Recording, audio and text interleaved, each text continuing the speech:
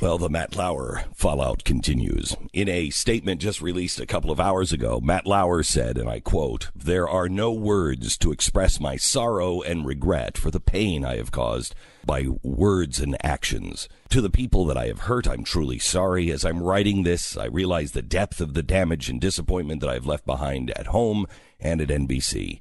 Some of what is being said about me is untrue or mischaracterized, but there is enough truth in these stories to make me feel embarrassed and ashamed." The details now are beginning to emerge on Lauer's behavior. Variety published a story yesterday, disclosed years of sexual harassment and inappropriate behavior. There were dozens of people that came forward to corroborate Lauer's actions. It's kind of like the way Hollywood knew about Harvey Weinstein and was complicit in the reign of terror. Can we not now say the same thing about the brass at NBC? Andy Lack, the chairman of NBC, stated Monday night that this was the first time he had ever heard about Lauer's behavior. But for a host of a show that makes $750 million, are we seriously expected to believe that? According to Variety, Matt Lauer had multiple consensual relationships with women that he held power over. He sent a sex toy to a female colleague, exposed himself to employees, and reprimanded a subordinate for not engaging in a sexual act with him in his office. Like Weinstein in Hollywood, this wasn't a secret in an NBC. It sounds like nearly all of the 30 Rockefeller Plaza employees had heard this was going on. There is an obvious epidemic of perverts in our society. Or is there? Is it just the people that we watch on TV? Is this what all of our society is like? I'm not sure. But it's time we hold accountable those who have engaged in this type of behavior. Evil triumphs when good people do nothing. If you're an executive, you're a manager, and you know something is going on, you need to do something. If you knew and turned the blind eye, I believe you carry the same guilt right alongside people like Matt Lauer. The sensational news on, Matt Lauer and then John Conyers, his accusers actually spoke out on the Today Show today. And it's pretty much the same thing that Matt Lauer is accused of. Although Matt Lauer is accused of having a door lock, a button on his desk that locks doors.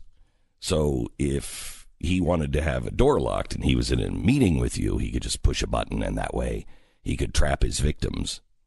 Is that the way you heard it? Is that the way you... It's the way everyone heard it. Yeah. Basically, Matt Lauer had a button in his room that he would get women in there and then he'd press the button to lock them in. And a lot of people... I would say reading social media as this news was coming out, because I believe it was in the Variety report that came out yesterday, was the first place that talked about it. And people were calling it the rape button.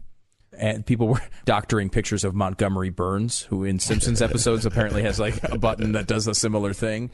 This was like the coup de grace on Matt Lauer, showing he was a pervert weirdo that wanted to lock in all of his interns. It was absolute consensus on the internet. How often do you see internet consensus on something? Never. Almost never. Never. And then there was this one voice in the wilderness standing out there giving an alternative opinion. And you realize, oh, crap, he works for us. It's actually true. It's true. Jason Buttrill, who is a writer for us and a researcher, as well as a former big-time security guy. Yeah, he was one of my protectors from Gavin DeBecker and Associates. And Gavin DeBecker I would rather have Gavin DeBecker than the Secret Service protecting me. They are one of the largest, if not the largest, protector of celebrities and people that don't have access to state security in the world. And he was with me for how long? 2 years? 3 years? 3 years. 3 years. And with me round the clock. And you did this with other people. Now, when I saw this button with Matt Lauer, my first thought was, wow, he's got a rape button. Right, it kind of feels that way. And then I realized, wait a minute, I have automatic locking doors on my office because security told me.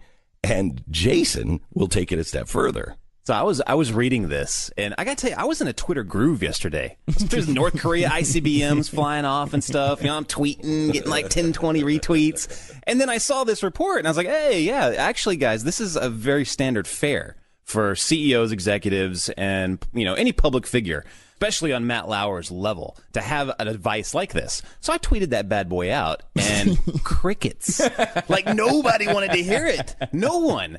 Wait, so explain why. Why would Matt Lauer have a button that locks his doors from the inside? Especially marked rape button. Actually marked rape. So this is standard fare for many executive CEOs, companies. Actually, the chief of security, the security will actually mandate that these are in a lot of these offices. And the reason being is if there's an active shooter situation, or many of these guys, and I bet Lauer is one of them, had a very long pursuer list, which is basically just a fancy way of saying there's a lot of people that wanted to either hurt him or they were weirdos, so they marked them down on the list. So anytime someone on that list would show up, they would say, hey, there's this guy here, activate, your protocols. He would hit the button. They know he's secure, then they can find the individual.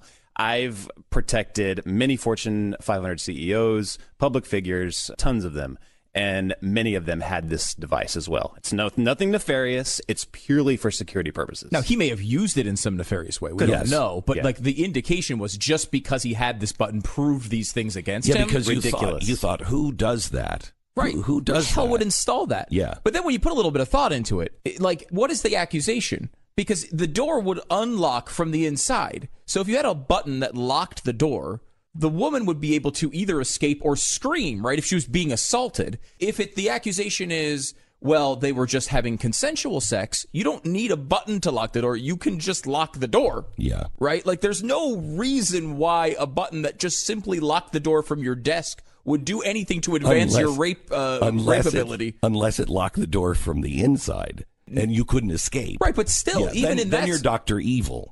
Even in that situation, though, you're talking about a public office where someone could scream, right? Like, I mean, this is not a good strategy if your idea is to rape a bunch of people in your office.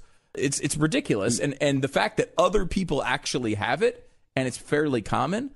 It's interesting because, and I think this is important to get out there because a lot of the speculation on Twitter and by others was, oh, I wonder how many other people have these. Like, it was like an indication, if you have one of those, you're guilty of these types of things. After talking to Jason, there's probably dozens and dozens and dozens and hundreds of people who have this type of thing for their security. Yeah, there's multiple, and it's good security. It's a good security policy, but that's something that's kind of ridiculous about.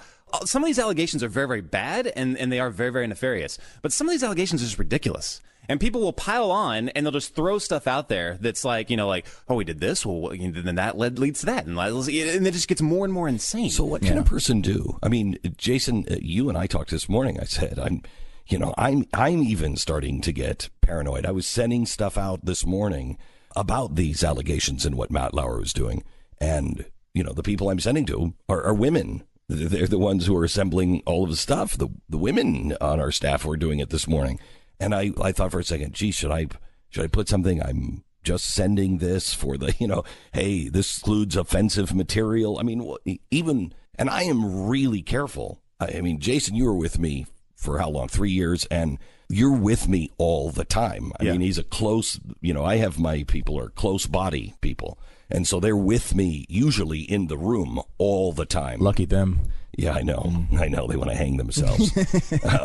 So they're with me all the time. And even with that, I don't know if you have somebody who's with you all the time. If somebody made an accusation and I could say, hey, yes, I was at that hotel. I was there at that time. But here's my security detail. I've got 3 guys that were with me on the security detail. One was with me the whole time.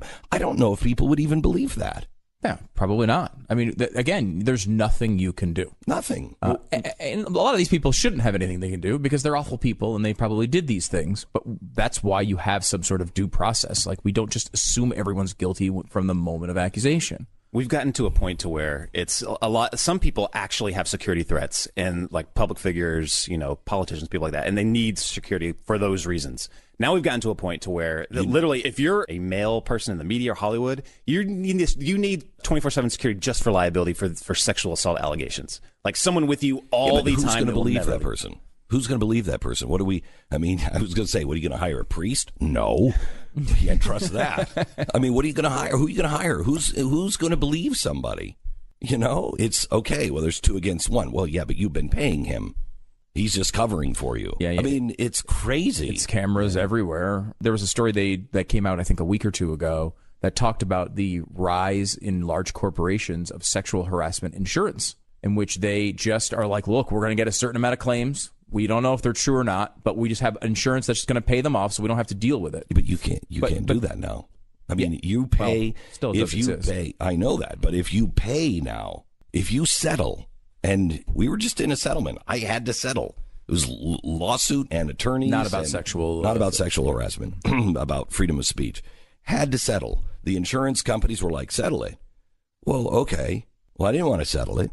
So what happens if you're in a sexual harassment lawsuit and your company says, settle it, make it go away? Well, then what? Right, and that's happened now you're thousands of times to people who absolutely would maintain their innocence to this moment. But they're like, all right, well, just make it go away. Make it go away. And that was okay at the time because these non-disclosure agreements and, it was understood, as sad as it is, that these things do happen. And women at times would choose to, instead of going through the process of this public spectacle, they would choose to take a settlement. And that would mean a good ending to a bad thing, right? That was the best possible ending we can have to this terrible thing that occurred, right? That was the way women and a lot of these attorneys who deal with these cases were looking at these things. Now, those things don't apply anymore because we're going after everybody publicly, and the people who had those agreements are now breaking them after they've had the money. They collect the money, and then they break them down the road, which means if you're an executive in the future, why on earth would you ever go into one of these things? You should never do that. And what that's going to lead to is lawyers figuring out how to attack real victims who actually do deserve to be settlements. This is not a good thing for victims. At the very least, there are good things that will come out of this, I think, yes. But there are bad consequences that are associated as well. I thought the Matt Lauer thing was really good yesterday. I thought, but for the first time, I thought, okay, they're actually serious about this. Because that's a guy who makes more money than the Today Show for NBC? No, nobody. Right? And he's the main star. They're paying him $20 million for a reason. $26 million a year for a reason. That's a $750 million business. And, the ratings they fight for every 10th of a point. I mean, that's a really dog-eat-dog world. To take Matt Lauer out of there could cost them hundreds of millions of dollars. Or it could really destroy that franchise. To me, that said, NBC is serious.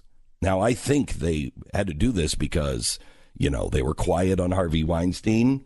They, Farrow, they said, go publish that someplace else. To me, that shows the reason why they said go publish that someplace else is they didn't want to be the ones exposing it because they knew they had liability in their own building. What am I going to do? I'm sitting here with Matt Lauer. You're going to expose this and we're going to be all high and mighty on it. And we're sitting here with Matt Lauer. I don't think so. Go take that to somebody else. That just crossed my mind because it only took 12 hours to fire Matt Lauer? I mean, you don't make something that affects $750 million of business in a 12-hour period. You don't. That's something that you better be sure of. They were sure of it. To me, that tells you they knew. So it is a good thing that this is actually being taken seriously. However, it's not being taken seriously in one place, and that is Capitol Hill. Kitty is one of our producers, and she's a booker on our program, and she actually worked for NBC for a while. And we were just talking off the air and asked her if she had ever heard this about Matt Lauer or she had ever had an experience with Matt Lauer like this. And you said everybody yesterday, all your friends at NBC were in shock. That's correct. Yeah, I was a NBC page and I did an assignment at Weekend Today. I would drop off scripts for Matt Lauer in his office, and even Lester Holt would use that office when I was a page. I reached out to my friends yesterday and everyone was just in shock. I mean, Matt Lauer is really loved by the staff and it must have been a really difficult day for everyone. I had heard that no one thought he was harassing anyone, but that they knew he was. There's a reputation of him kind of hooking up with a bunch of women. Did you ever heard that he was kind of an unfaithful dog? I was at the bottom of the totem pole, but we didn't get that impression. I mean, he was really well liked. And I also worked for Meredith Vieira, who is really close with him. So I really saw Matt Lauer through her lens. And, you know, they were just like practical jokes. And, you know, he just seemed like a fun-loving guy. It's really weird.